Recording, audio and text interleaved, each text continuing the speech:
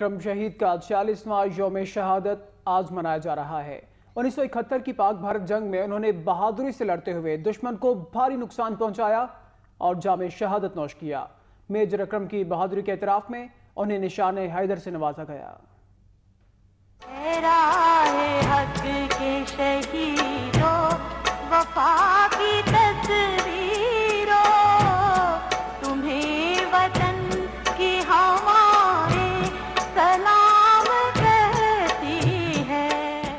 Major محمد اکرم شہید نے بحیثیت سیکنڈ لیفٹیننٹ پاکستان آرمی کی فرنٹیئر فورس ریجمنٹ میں شمولیت اختیار کی۔ 1965 میں انہیں کیپٹن اور 1970 میں میجر کے عہدے پر ترقی ملی۔ انہوں نے 1965 کی جنگ میں کئی محاذوں پر ہندوستان کی فوج کا مقابلہ کیا۔ 1971 کی جنگ میں مشرقی پاکستان میں ڈسٹرکٹ دیناج پور اپنے علاقے کا دفاع کیا۔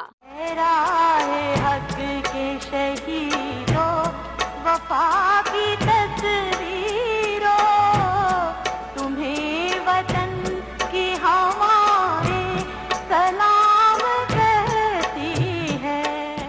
دیناج پور کے علاقے میں ہونے والی جنگ میں میجر محمد اکرم کو ہیرو کا درجہ ملا۔ میجر محمد اکرم کی جرأت اور بہادری نے ایسا رنگ جمایا کہ دشمن بھی داد دیے بغیر نہ رہ سکا۔